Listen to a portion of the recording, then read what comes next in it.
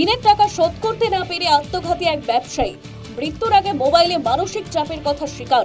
চাঞ্চল্যকর ঘটনাটি ঘটেছে জগৎবল্লভপুরের বরগাছিয়া গির্জাপুকুর এলাকায়। জানা যাচ্ছে মৃতের নাম রাজেশ চন্দ্র।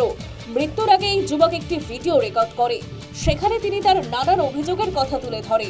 ভিডিওটিতে রাজেশ জানান, তিনি স্থানীয় চিকিৎসক কাশী মাইতির থেকে 5 লাখ টাকা ধার নিয়েছিলেন, কিন্তু স্থানীয় ওই চিকিৎসক দাবি করছেন তার থেকে 25 লাখ টাকা নিয়েছেন রাজেশ। সেই টাকা ফেরত না দেওয়ায় বারংবার ফোনে টাকা চেয়ে মানসিক চাপ দেওয়া হচ্ছিল। সেই চাপ সহ্য করতে না পেরে আত্মহত্যার পথ বেছে নিয়েছেন রাজেশ। ভিডিও বার্তায় এমনই জানান তিনি আরো জানান, তার মা বোনকে যেন বাড়ি থেকে বের না করে দেওয়া হয়। আমার আর কিছু করার নেই, আমার উপরে এত মেন্টাল প্রেশার দিচ্ছে, তো আমার আর কিছু করার নেই। আমি ইতনা শোধও করতে পারবো না, আর কিছু করার নেই। কতদিন পালিয়ে পালিয়ে বেড়াবো, তারপর আমার এই রোগ ব্যাধি, আমি এত ডাক্তার দেখাচ্ছি, আমার রোগ সারছে না।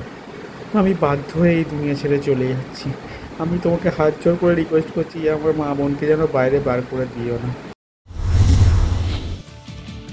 রাজেশের পরিবারের দাবি, গত 4 বছর ধরে একটি প্রকল্পের 18 লাখ টাকা পায়নি সে। এদিকে ঋণের টাকা ফেরতের জন্য বারবার চাপ দেওয়া হলে তা সহ্য করতে পারেনি রাজেশ।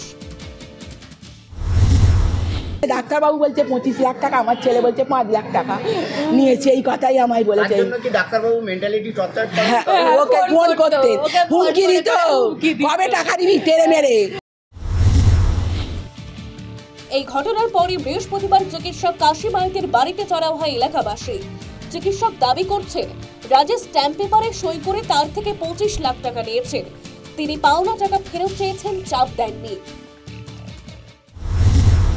আমার কাছে 25 লাখ টাকাই নিয়েছে। না না, আমার কাছে 25 লাখ টাকাই নিয়েছে। ও আমাকে ওই কি বলে স্ট্যাম্প পেপারে ও নিজে লিখে দিয়েছে যে 25 লাখ টাকা নিয়েছি। আমাকে কবে শোধ দেওয়ার কথা ছিল, 25 লাখ নিয়ে তারপর আমাকে শোধ দেবে বলেছিল, শোধ দেয়নি। ঘটনার তদন্ত শুরু করেছে পুলিশ।